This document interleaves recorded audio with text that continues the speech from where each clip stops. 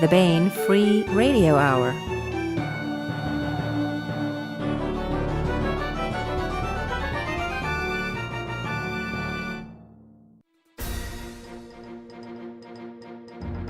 On the podcast, Purple Mountains, Yellow Rivers, the green gas of home. It could only be Ganymede, vacation there soon. Plus, we continue with the complete audiobook serialization of Larry Correa's Son of the Black Sword. All right now.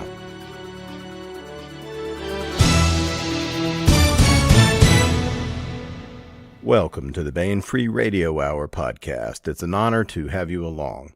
I'm Baen Senior Editor Tony Daniel. This time we talk with J.J. Cragun, who is the 2019 Baen Fantasy Adventure Award Grand Prize winner. We gave the nice crystalline statuette to Josh at SpikeCon in Utah last month, and next we'll send him a nice non-crystalline check for the publication of his story at professional rates at the Baen.com website. The story can be found at Baen.com and also in the free ebook download, Free Stories 2019, which is downloadable at Baen.com.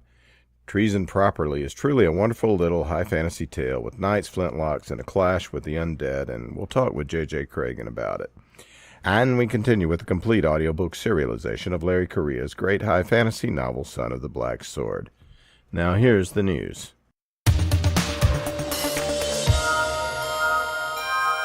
The August hardcovers have arrived at booksellers everywhere. Out now is Monster Hunter Guardian by Larry Correa and Sarah A. Hoyt.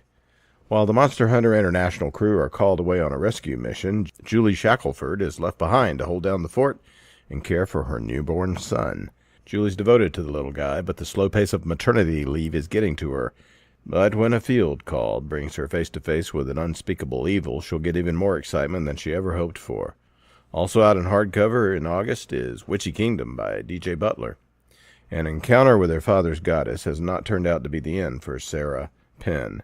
Now, with the Imperial fist tightened around her city of Cahokia, she must find a way to access the power of the Serpent Throne itself, a feat that her father never did manage to accomplish, but Sarah is made of very tough stuff.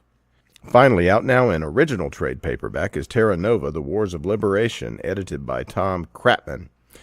In Terra Nova, we have the collected tales of the history of mankind's first colony, from the first failed attempt at colonization to the rise in crime, to the rise in terrorism, to its descent into civil war and rebellion, and ultimately, liberation.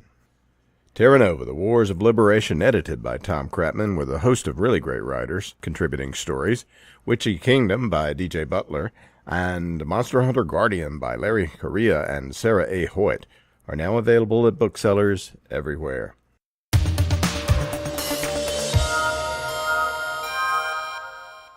I want to welcome J.J. Cragun to the podcast. Hey, Josh, how's it going? Good, man. How you doing? We're doing all right. You are out in Utah, as I understand. What part of Utah are you from? Morgan, a little tiny town about an hour north of Salt Lake. Oh, yeah. That's up there where Steve and Larry lives up there, too, nearby. Yeah. Yeah. In that direction, Larry Correa. In Morgan. He's the big celebrity that moved in. But he's the interloper. I've been here my whole life. But he fits in. I see. So. Outsider, huh? Yeah. So, J.J. Cragun is the winner of the sixth annual Baen Fantasy Adventure Award.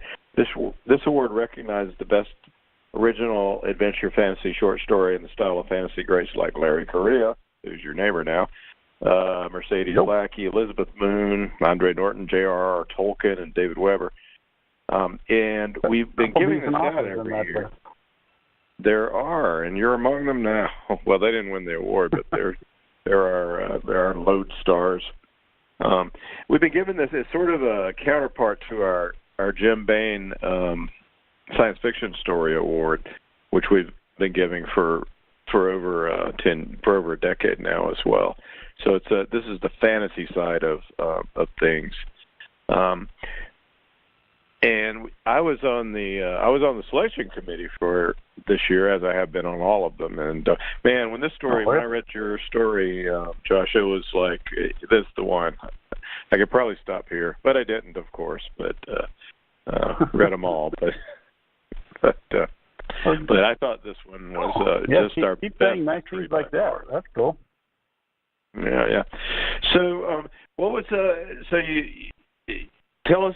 Walk us through a little bit about finding out that you won. I think Jim emailed you, Jim Menz, and then and tell us about how the convention went. We presented this award at SpikeCon, which was out in your neck of the woods, right? Yeah, luckily enough, it was like 12 minutes away, and just over the mountains in Layton, which is pretty awesome. Yeah, I got. I knew what day they were announcing the 10 finalists, because you guys had announced that in the contest rules. So I was just getting ready to for work that morning. Checked my phone as I was about to walk out the door, and I was expecting to see the finalists announced, but I got a email from Jim frickin' Mintz himself saying, "Hey, it's my distinct pleasure to inform you you're the grand prize winner." That was a pretty surreal moment. It was pretty sweet. Yeah, that's cool. And yeah, I guess I was CC'd on that, so you wrote back very excited. So it's really, I mean, we got entries from all over the world, so it's not like we were trying to center in on somebody that was going to be near the convention. You just happened to be there. It's a coincidence. Yeah, that thought did go through my mind. I mean, are they just desperate to get a schlub here to get a photo op? But I'm a pretty ugly dude, so that's clearly not the case. So yeah. Well, I don't know. How many people entered the contest? A couple. I think we had over 300. So this year. So, but that picture of you and Larry is a contest to see who's most bald. That's true. Not cool, Tony. Not cool, man.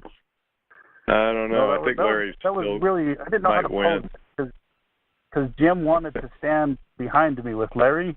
That just didn't feel right. Yeah. That was a really awkward picture. You know, you don't stand in front of Jim Mintz and Larry Correa. That was weird. I didn't know what to think of that. Yeah, well, it's a fine picture. So how did SpikeCon go? What? How was the ceremony and everything? SpikeCon blew my mind. It was really cool. I've been to writing conferences before, but nothing like this one. And the crazy thing is I walked in the door and I immediately saw a bunch of people walking around in military uniforms. I had no idea that David Weber was so powerful he had his own private Navy, the Royal Manticoran Navy. It blew my mind. That's right. And yeah, so the con itself was really cool. There was huge names because this was a confluence of 4 different cons. So Jim Butcher was there, and Laurel K. Hamilton, Brandon Sanderson's made an appearance. This was crazy. These are like all my favorite writers all at one conference. Because Jim had asked me he asked me if I could come and accept the award, and of course I was going to come, but I was going to the conference anyway, because, you know, look who's there. So the conference itself was just incredible. The panels that I got to listen and talk about writing fiction, it was pretty stellar. So I can't say enough good things about the conference. It was really cool. Cool. Well, what did so tell us a little bit about your background. How did you get? It sounds like you've been writing for a while, trying to break in and such. I don't know. Have you published elsewhere? I'm sorry, I don't know your background that well. There's nothing to know, dude. I'm a middle-aged white guy from Utah. There's not a lot of really interesting things to say. I'm a pretty boring fellow. Well, how did you? I mean, have you done some? You got a writing group? How did you? Have you been going about it? Because you got good. Just on Facebook. I belong to a big writing group and I think that's how I actually found out about the Baen Award. I've been reading Baen books since I was a kid, but I think 3 or 4 years ago somebody posted I think it was the Jim Baen Memorial Award. Somebody posted in that Facebook writing group, hey, this would be cool. If you won this, sign up for this. So that's how I started following the awards. I think 2 years ago I actually submitted to that one, but it was a really crappy story because I wrote it just for that award. It wasn't very good. But then I had this other idea for a whole book, and I realized the first chapter would make a really cool short story. So that's why I decided to submit to the Fantasy Award. And I think that's why it worked. I don't want to say how amazing my story was. I'll let you do that. You did that pretty well. But, I think it worked because it was written for a book. The characters had some background and stuff. So that's how that. Yeah, there's a real feel of world building behind the story that you do a real good job of just dolloping in and not dropping too much. Well, tell us a little bit about. Let's talk about Treason Properly, which is the name of the story. Treason Properly is right now available at the Baen.com website. Will be through the middle of September. And it will then go into our Free Stories 2019 ebook collection. So it'll be perpetually available to download. Of course, you can sell it elsewhere if you want to. We just have first serial rights. But and it might be the beginning of a novel one of these days, right? So tell us a little bit about the idea and the inception, how you came about writing this story. It's really a high fantasy story, but it's got a real nice blend of technology beyond the medieval, right? Yeah, up to like gunpowder. I'd call it gunpowder fantasy. So I hope there's not like a bunch of jocks listening in that are going to come to my house and beat me up for being a super geek here when I tell you how this came to be. But where the core of the story came from, I was thinking a video game, like a strategy warfare game, and I started role playing or like peon soldiers on the battlefield. I don't know why, because I'm a super nerd, and I kept having really cool things happen when I'd role play. When the computer was doing weird things. And so I started writing them down, and it gave me a bunch of really cool ideas for this world and for this story. So I kind of role-played the general who became Prince Jagard, and I role-played just this little peon in my head that was conscripted into the army, and he became Briggs, the main character, and it just kind of rolled out from there. So doing two of the nerdiest things possible, playing a video game and role-playing at the same time, that's kind of how this came to be. And for a long time, I'd wanted to write a specific character. I'm not going to say what it is, because it's what Briggs becomes. So I kind of combined that with this really nerdy thing I was doing, and that's where the story came from. Yeah. Well, Briggs is really, I mean, the thing about him is that he is competent. He really knows what he's doing.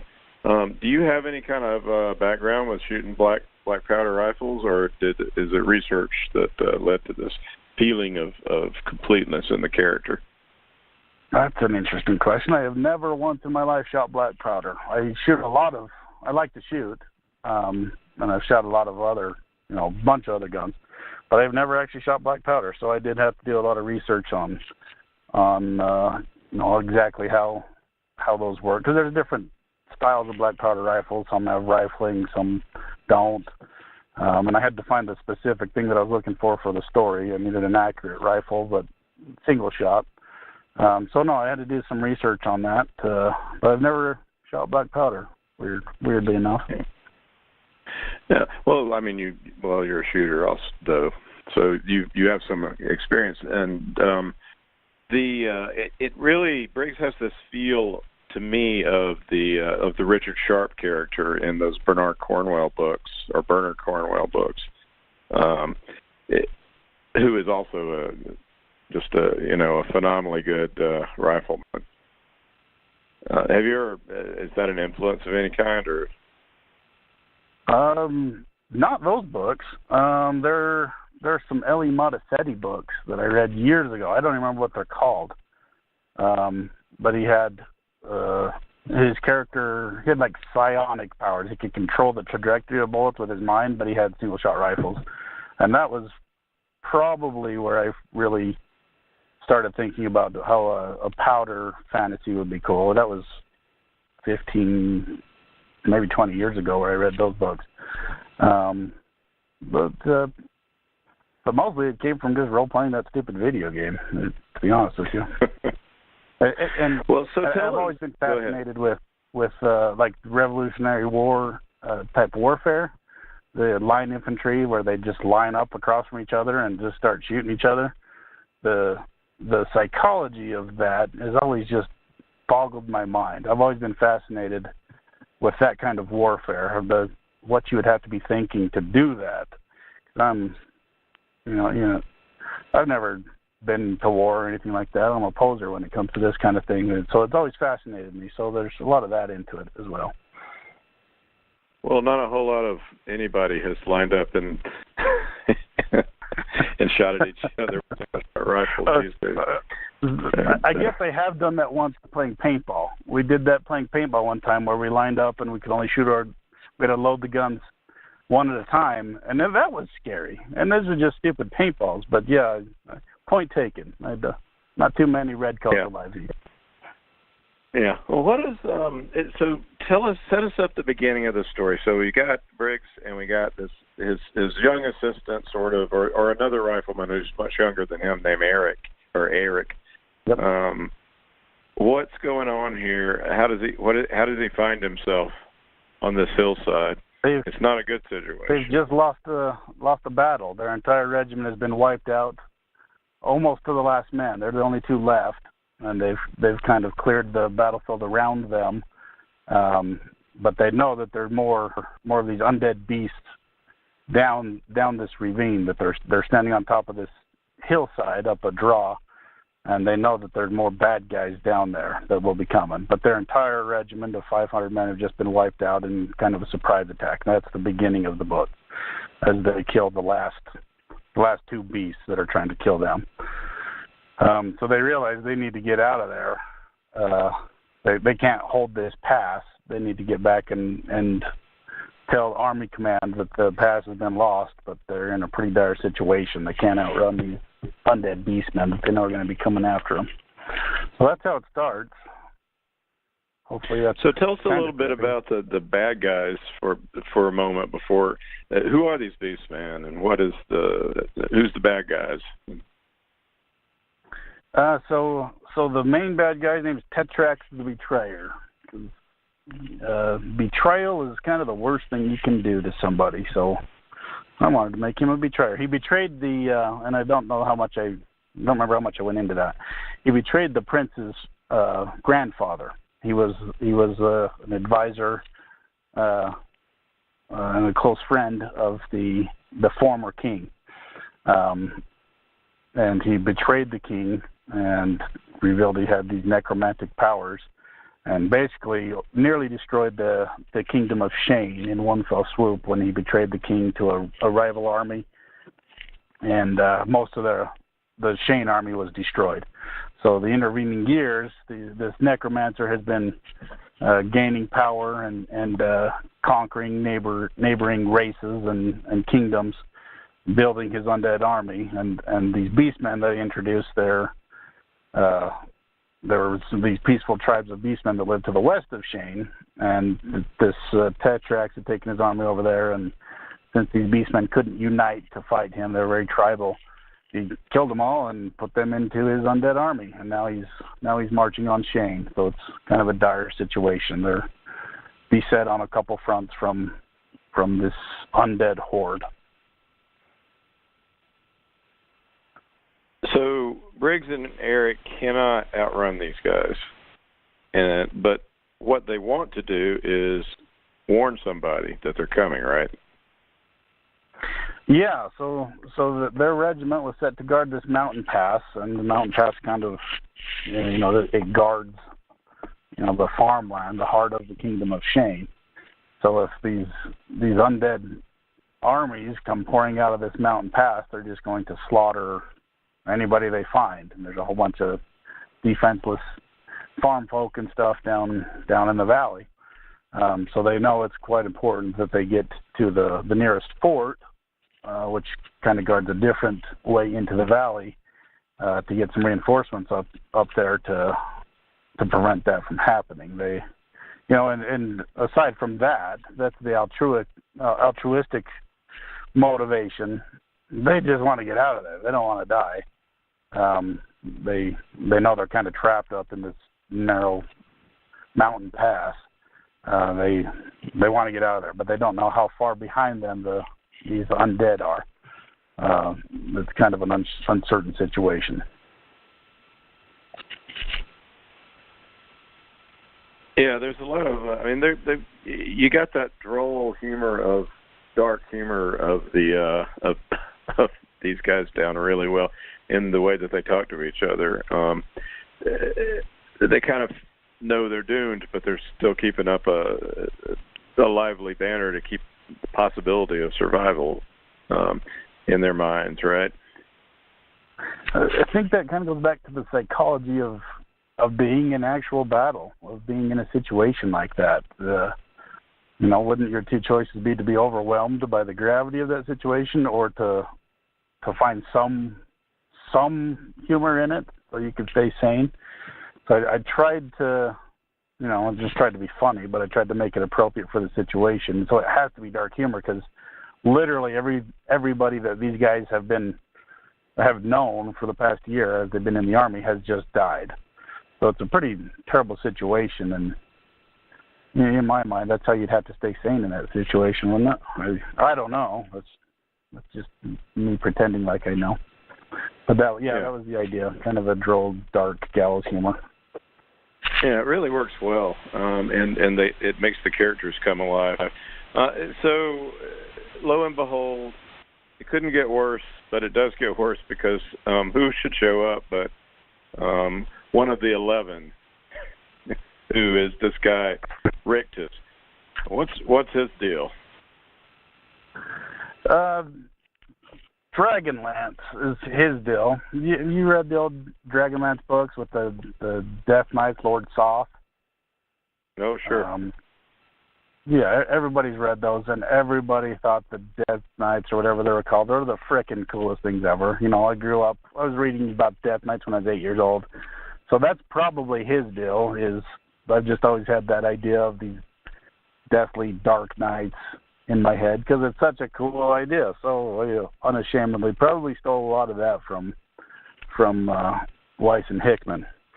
But yeah, the Death Knights, they were the 11 personal bodyguards of King Sirius Shane, the former king, and they all sacrificed themselves during this battle of the betrayer to get the king and his children out of harm's way. So they all stayed to fight Petrax, and they were all killed to a man. And then, largely to spite Sirius Shane, Petrax raised these 11, also because they were really skilled warriors, and knew the Kingdom of Shane, but largely just to spite the king, he raised these 11 and made them his the generals of his army. So they're these real scary, hard to kill dread knights, but they each have a necromantic ability to control these undead creatures that Petrax raises and fuses together. So that's the story of these dread knights. They're just my version of Lord Soth, I guess. I don't know if I can say that. Yeah. There copyright problems? And straight out of Tolkien too, of course. But exactly, a lot of people have done it. Hey, fantasy is not about recreating the wheel; it's about how you do it, and you do it very well. You do it. Exactly. It's a really nice take on on that traditional. That's the reason we liked it so much. So I mean, it's undead. How many billions of people have written stories about undead? It's kind of hard to make that kind of new and original, but it's fascinating. So that's why we keep reading it. Exactly, and sort of metaphorical in a way. There's a bit of luck. We're still at the beginning of the story. We're not giving a bunch of spoilers away here or anything. We're still very close to the beginning. There's a bit of luck that is random and kind of cool in that they run into a way out that might save them, which is a horse. Mm-hmm. And this is that going to let them go faster than the Beastman? Is that the... Yeah. Horses are, because these beastmen are mostly bipedal. They're faster than humans, and they don't really tire like humans, but they don't outrun a horse. So yeah, that's the idea. That the horse is salvation. They'll be able to outrun anything that's chasing them. Well, most of the things that would be chasing them. Yeah. So this is like your perfect little twist. All right, we're saved, and then along comes duty, and the feeling, oh no, we've got something else to do as soldiers. When they spot, gotta have some conflict. These two guys, yeah. And this is the heart of the story, which we probably shouldn't go into a great deal more. But they spot these two knights, and they have the means to help them. And so tell us a little bit about what's going on there. Well, I tried to create. There's kind of three different conflicts, or maybe even four. Okay, there's the sense of self-preservation.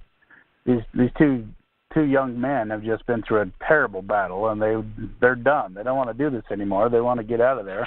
That's kind of the first conflict. The second would be they still need to warn command that the pass has fallen, and that's probably their highest duty. They need to get out of there, and they have a horse. They can do it now. But then the third conflict is there's these two brave knights down there that are about to be killed by some undead in this dread knight. Should we save him? We're probably dooming ourselves if we try to help them.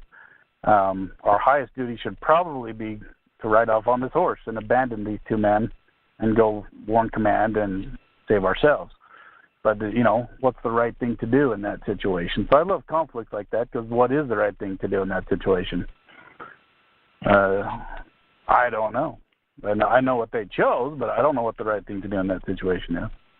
That's kind of a tough conflict. That was the core of the story right there. I wanted the main character to have a tough conflict in chapter 1 of the book, but, in the short story. That's why I realized it would make a good short story. Yeah, absolutely. So, I mean, the tale of the shooting skill of Briggs is also a lot of fun, because he's trying to figure out. He's presented with a series of problems.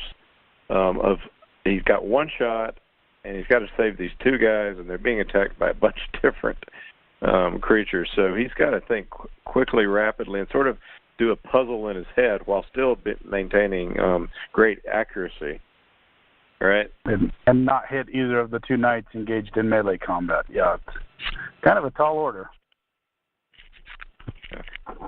It's fun. His competence and ability comes across, and also his this sort of, because his assistant is loading as fast as he can, and the limitations of the technology come into play, right? Tell us how the guns work, as far as how you would keep up a fire like that. If he had an assault rifle, it wouldn't be much of a story. He could, it doesn't add to any of the tension. So these old school carbines, they are rifled, so you can shoot fairly accurately, but they're still shooting balls, right? So you have to load them, breech load one at a time. They're not cartridges. You got to put the powder in. You got to load in the right sequence, or it's not going to work, or blow up in your hands. So that all adds tension to the story because guns are cool, but when you get really advanced guns, the bad guys need to be just as advanced, or it's kind of silly. So yeah, they're just single shot rifles. They're real skilled riflemen could load it in 25, 30 seconds. But that's a whole other thing when somebody's about to kill you and you're trying to steadily load. It goes back to the Revolutionary War kind of thing, and watching movies like Glory, where you're in the middle of a battle and you're trying to have steady hands and load this awkward long rifle, and there's bullets whizzing past your head and people trying to stab you with bayonets. It's really a weird psychological place to be, I got to imagine. So that's kind of my impetus for putting that in the story. The psychology of firing that really archaic firearm in the midst of a battle when things are trying to smash you with clubs and stab you with spears. It would be weird, right? Very weird. Yeah. There's a certain kind of calm you must maintain, and it's fun to imagine as a reader that you might be able to do that, or at least you can participate in the mind of somebody that could do that, in a story at least, even if you'd fall apart. So, and it really comes across in the story. Yeah. Good. Well, that was the intention. Go ahead. Go ahead. Well, we don't want to get too much into the final working out of the story, which is really fun because it's not the end of the story, just this battle, and several other things happen, and some more existential choices have to be made by Briggs and Eric, and in one of those nights.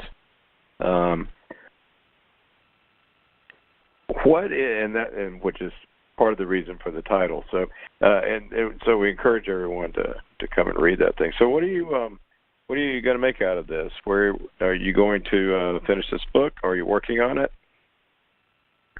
Yeah, that's actually my current work in progress. I have the rough outline for a trilogy actually, and I have the end to book 3 all figured out, and it's appropriately horrific for Baen, I think. It's kind of a tragic, triumphal ending. I'm really fascinated with the whole idea. I have a bunch of cool writing problems, like I said earlier, from playing that stupid game. Bunch of cool different interactions with the undead and with some of the other races that I'm building into the world. But building a world like this is it's a lot of work. I just started writing a map this week, and it's kind of crazy, everything that has to go into this for it to actually make sense.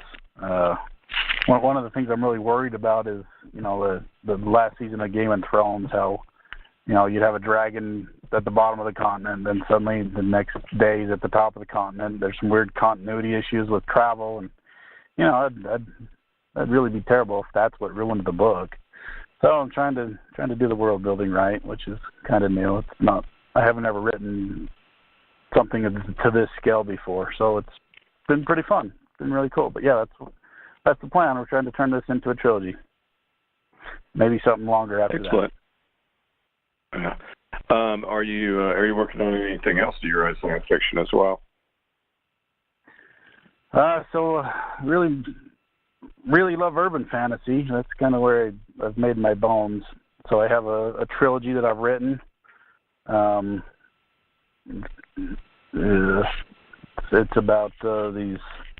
How it starts. This guy named Whitaker finds that he's been accused of kidnapping a voodoo goddess, actually, and he's on the run from what are called the Regulators, which are kind of half bounty hunter, half Wild West lawmen in the supernatural world. They kind of keep the peace, and they're trying to run him down because he's been accused of kidnapping a goddess. So it's kind of my take on urban fantasy, and that's probably what I'm most passionate about. It's been a really fun series. So I've written that. I haven't really done anything with it. I actually just submitted it to Baen, so I'm quite hopeful that I get another triumphal email from Jim Mintz. That would be cool. So, put a good word in for me there, Tony. But, I love all science fiction. I have half of a space sci-fi one, written, and half of the rough draft done. And that one's really fun, kind of a mix between Firefly. If Firefly was set in the world of EVE Online, another video game, just kind of a brutal video game. So that one's been really fun to write. I need to get back to that one at some point. And then I have a kind of a midlife crisis story set to the backdrop of superheroes. The main character is a popular superhero, and he's trying to take some of the superhero cliches and tropes to the extreme, just to have some fun. That one's just a one-off that I wrote. That's fun, but I love all science fiction, all fantasy. I read in basically every subgenre, so I'm all over the board there. Well, cool. Well, we encourage you to continue as much as possible because Treason Properly turned out really well, and really hoping that you get a book out of it as well, because I love the character, got a real feel for a world in there that really that moved us, and at the same time excited us, and it was just a cool adventure tale. Met all the criteria for the award, and we were really happy when we could all agree on that one for our number one grand prize winner. So congratulations again. Thanks so much for saying that, man. That coming from people that work at Baen, that's like a dream come true to hear you say that. That's really dang cool. So thank you, Tony. That's awesome. Well, the story is Treason Properly, and it's by J.J. Cragun. It can be found at Baen.com right now, and it will be found in the 2019 Free Stories Anthology at Baen.com, which is an ebook that you can download for free, and you can read this great tale. Josh, thank you so much for talking to us today about Treason Properly. My pleasure, Tony. That was fun. I love talking about this crap, and thanks again for the award. That was such a surreal day to meet Tony Weisskopf and have dinner with Jim, and to meet half of my favorite authors of all time. That was just really cool. The whole process was cool, and Jim was so freaking gracious, and it's just been awesome. So thank you. Thank everybody there at the Baen for me. You guys are awesome. Will do.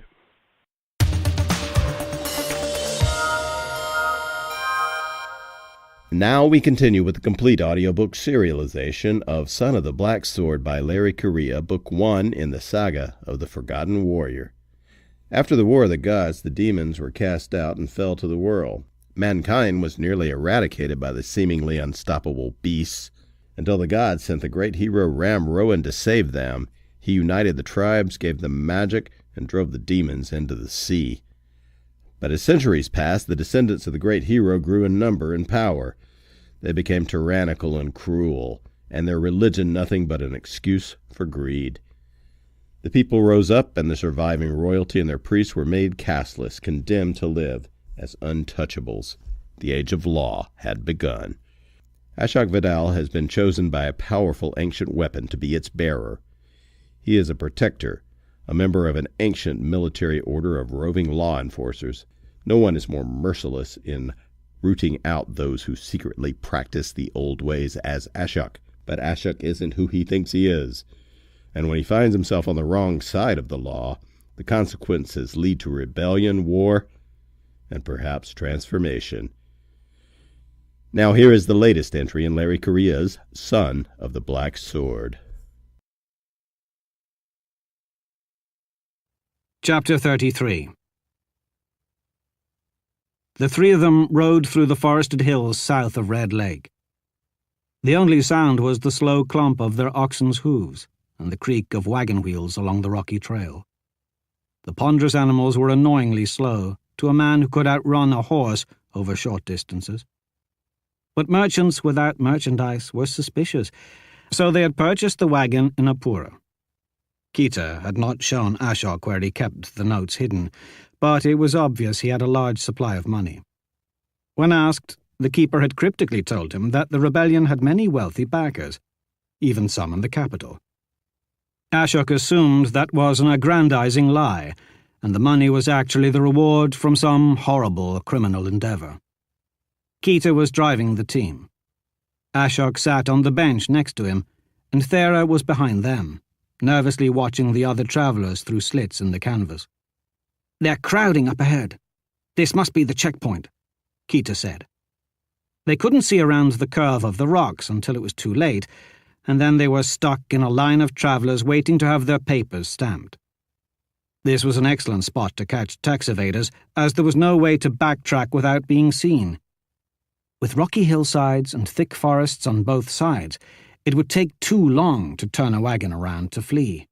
And there would certainly be at least one warrior somewhere nearby with a good vantage point, watching for suspicious activity. Ashok may have looked like a merchant, but he certainly didn't feel like one. Here he was, sitting instead of marching or riding, dressed in a warm coat instead of cold armor, bathed and groomed, yet he was far more uncomfortable than at any point of his training. He'd rather be a tired, freezing, starving, exhausted acolyte than a comfortable liar. The checkpoint came into view. It was more of a shack, really, with some simple wooden barricades that could be dragged across the road. Normally, this out-of-the-way trail would only have a handful of low-status warriors garrisoned here, but several large tents had been set up in a field beyond the shack. At least a polton of troops were encamped here. Their flags bore the symbol of a yellow sun rising over a red mountain. "These soldiers are from Thau," Ashok mused. "This pass used to belong to Vidal. My old house must be even more vulnerable than I thought if they're losing ground to them." "Yeah, you pretty much screwed up everything," Thera said. He felt bad about that. Their leaders had committed fraud, not the people. Harter, the silver-tongued bastard who he'd once thought of as a cousin, would find some way to return Vidal to its prior glory. Unless, of course, Ashok had the opportunity to take his life before then. "Don't worry. These travelling papers are perfect. We'll be fine," Thera assured them. "It's taking too long," Keita said. Ashok called upon the heart of the mountain, this time concentrating on his sight. Distant objects came into clearer focus. Far ahead, the guards weren't just checking papers, they were also searching each wagon.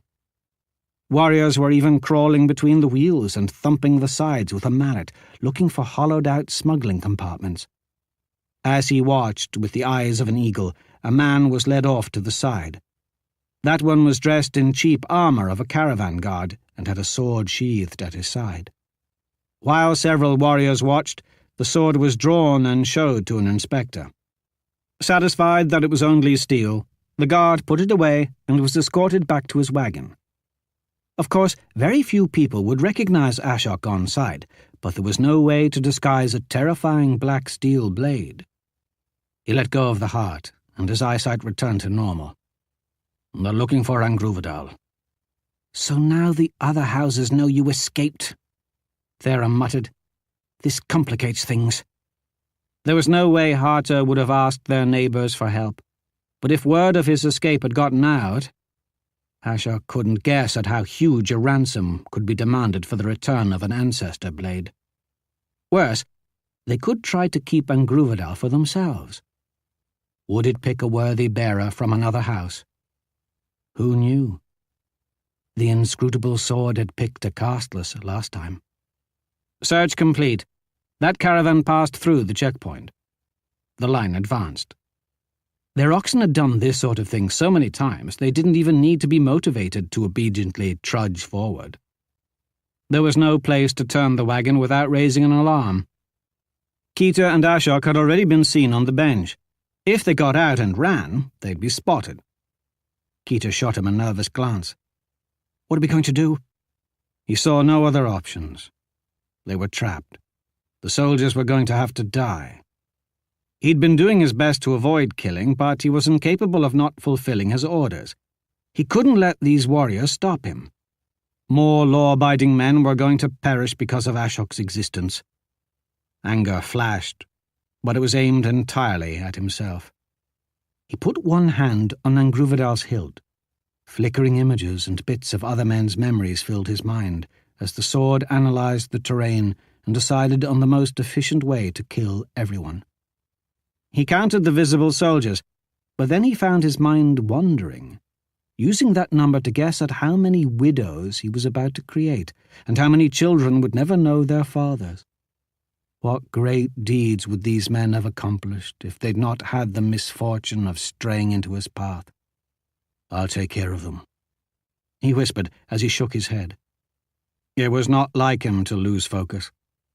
Ashok cursed himself for the momentary lapse and refocused on the impending mass murder he was about to commit. The hard part would be killing all of them before they could send for help. They wouldn't have a runner that could escape him, but if their Rizalda was smart, he'd have multiple messengers ready to go in different directions. Even as fast as Ashok was, he could only be in one place at a time. "I only see a few horses. If anyone goes for those, try to slow them. We can't let them get away, or we'll have a whole legion descending on this pass." "So much for your trying not to kill anybody," Keita said. "Thank your false gods I have orders, because these soldiers' lives are worth far more than ours." Ashok snarled. "Orders?" Keita asked. The momentary distraction had made him slip. He'd said too much. "Wait!" Thera had begun searching through one of their cargo crates. "I've got an idea. Stick with the plan. Try to act normal. Don't attack unless you have to." The sword could find no memory where hesitation was the best option. "Please." She sounded desperate as she pulled 2 large clay jugs from a crate. "Trust me, I can get us through." Ashok let go of his sword. "Thera, where are you going?" "Wait," Keita demanded. But she'd already slipped off the back of the wagon. She landed on her knees and quickly rolled into a ditch. Thera scrambled forward, pushing the jugs ahead of her, and crawled into the brush. Her movements had been so smooth it was doubtful that she'd been seen. She was dressed in earth tones, and even the false merchant's insignia was dark, so she blended in with the fall foliage. "She's quick," Ashok admitted. "I just hope she doesn't get hurt." Keita sounded very concerned, and Ashok suspected it wasn't for himself. "We'll do as she said. And wait." And Angruvedal didn't like it. The sword wanted to kill everyone now. Several tense minutes passed as more wagons were searched and more armed workers were examined. There were several castless walking behind one wagon, probably being transferred to a different house, and one of them must have done or said something that angered a soldier, because the non-person was dragged from the line by his long, dirty hair and thrown down. The warrior gave him a savage beating with a stick he'd picked up from the side of the road until his arm got tired, and then he went back to his search, laughing. "You see that, Ashok? That's your law. That's what you've been defending." "There's more to it than that." "Not really." "Shut your self-righteous fishhole. I'm trying to concentrate." Since he couldn't see Thera through the densely packed trees, Ashok had sharpened his hearing. Farther up the hill there was the scramble of boots finding purchase on loose rocks, scratching, and then a thump of something being put down. He had no idea what Thera was up to. There was the whisper, like a knife leaving a sheath. Even with the heart of the mountain helping him, the next part was hard to discern, but there was a scraping noise, a fire starter. Then a tiny crackle. Something was burning. Another wagon passed through, and the obedient oxen lumbered forward. A female castless and 2 small children had gone to the barely conscious untouchable lying in the weeds and dragged him back onto the road so they wouldn't lose their place in line.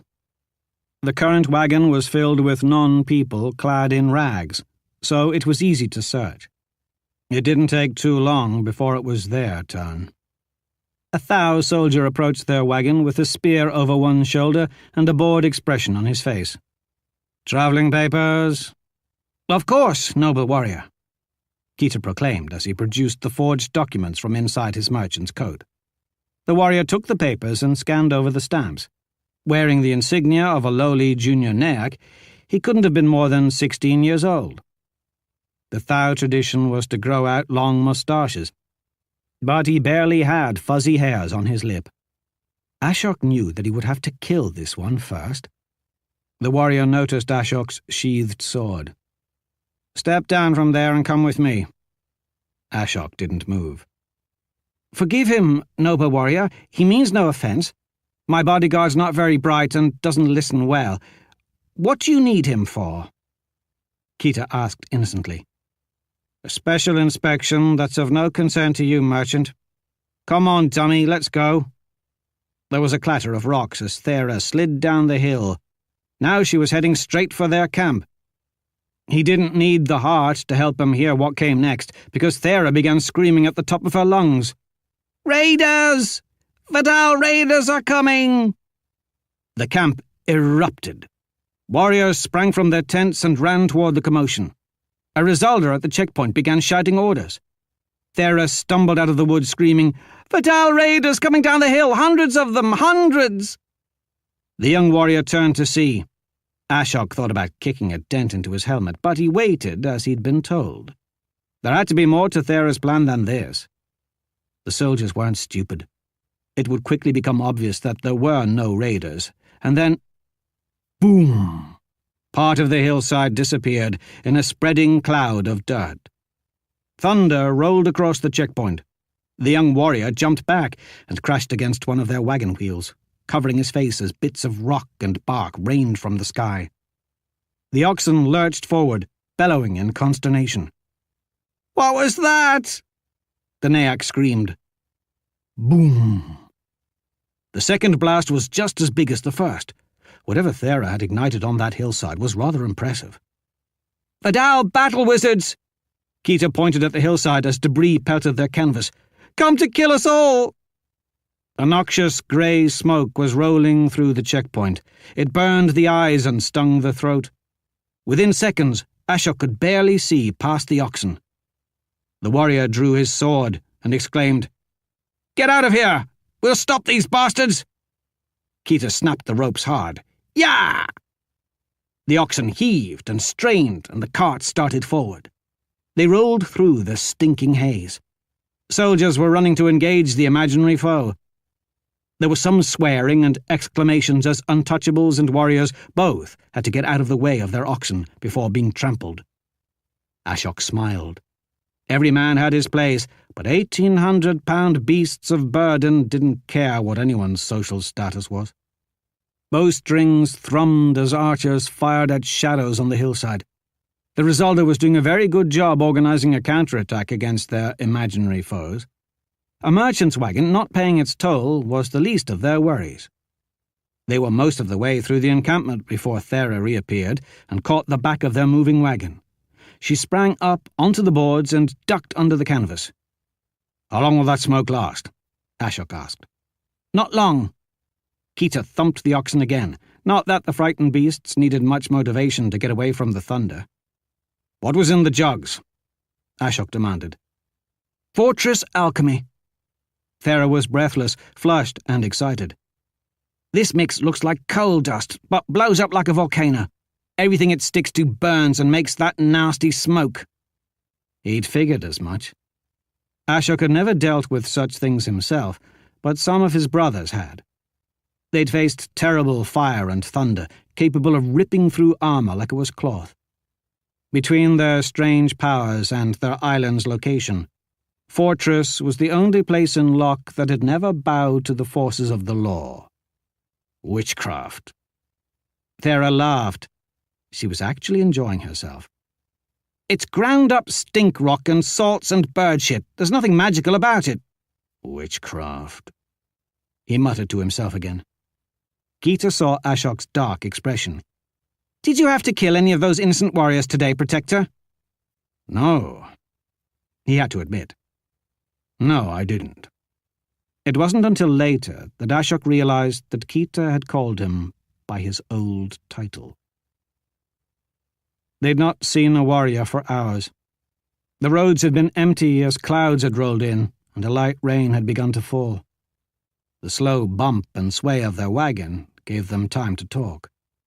"So, you're the priest's bodyguard?" "Something like that," Thera answered. Ashok appreciated economy of speech as much as the next man, but she'd not answered his question. With nothing better to do and many long miles ahead of them, Ashok decided to try again. It seems strange to hire a woman to guard a man. She was still trying to be evasive. "There's more to keeping someone safe than swinging a sword. I know my way around, and I know the right people."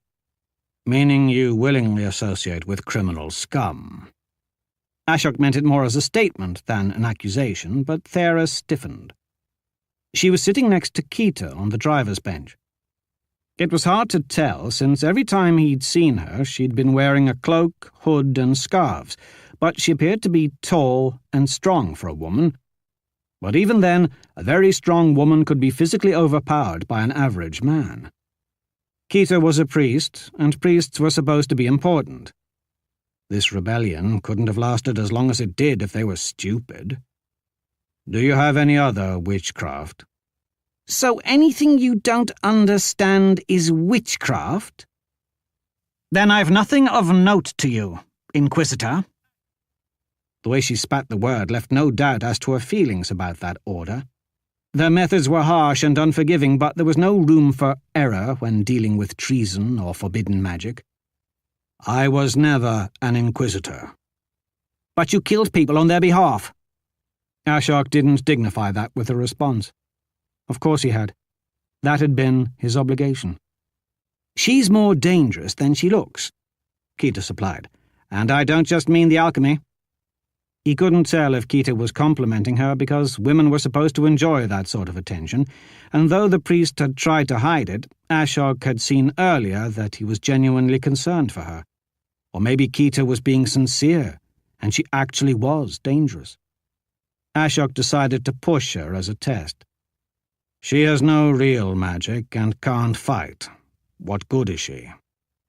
Ashok was riding in the back with the cargo, so for a moment couldn't tell if it was the oxen or the woman who snorted, and then he decided it was the woman. "I'll tell you, Ashok, I like to let the well-muscled fools like you stand there and hack each other to bits while I hang back and look non-threatening. I prefer surprise." Thera spun and lashed out with one hand. The knife flashed, flicking end over end.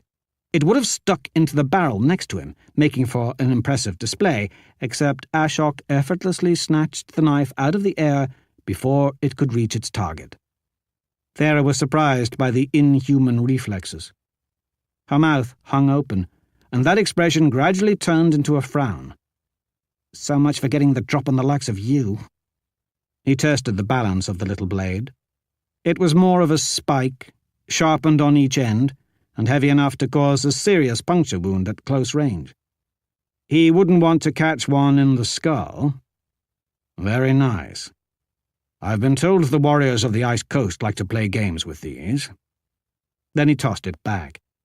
Thera caught it and quickly hid the spike inside one of her voluminous sleeves. "More practical than darts and keeps the forts free of vermin.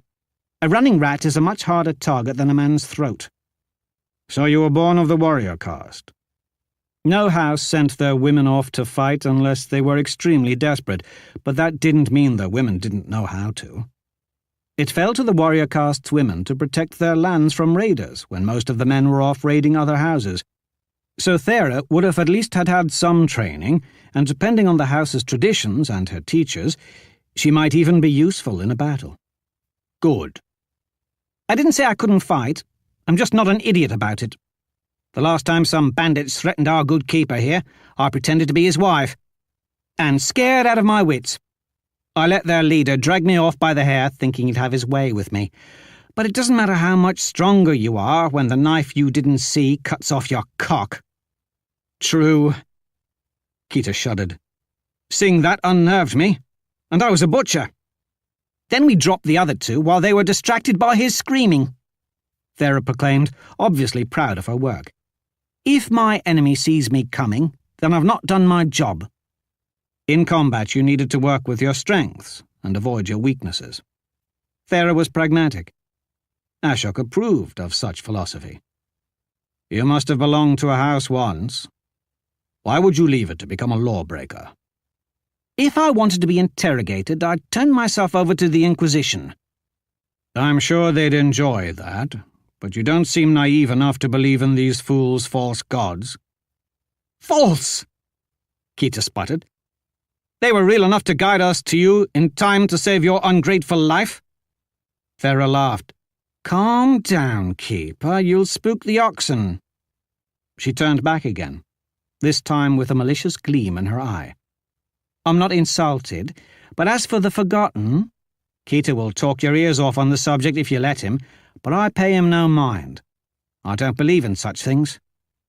Perhaps it was the flick of her eyes to the side as she said it, or something else that gave it away. But she was lying to him. He had interrogated far too many criminals not to sense it. He just wasn't sure if she was lying to him or to herself on this particular topic, so he let it go. And why join with the rebels? "I'm not inclined to believe in things I can't see with my own eyes, but this invisible God's rebellion has money to spend, and money buys power." "And what does power buy?" "Revenge." Then Farah paused, scowling, as if she'd realized she'd said far too much. She turned her attention back to the road. Keita was studying her as well, with a strange look on his face. And those were emotions that Ashok couldn't decipher. But Keita composed himself and said, "Personally, I believe the best thing power can buy is freedom. What do you say, Ashok? With that sword of yours, you've got more power than any of us.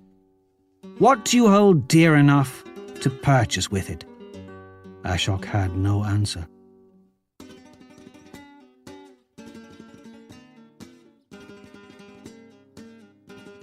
That was another entry in the complete audiobook serialization of Son of the Black Sword by Larry Correia. And that's it for the podcast. Thanks to Audible.com and to podcast theme composer Ruth Judkowitz. And a rugged medieval Cat5 Ethernet connection to the fantasy realms of his favorite novels. Plus thanks, praise, and plaudits to J.J. Cragun, author of Baen Fantasy Award-winning story Treason Properly. Please join us next time here at the hammering heart of science fiction and fantasy. And keep reaching for the stars.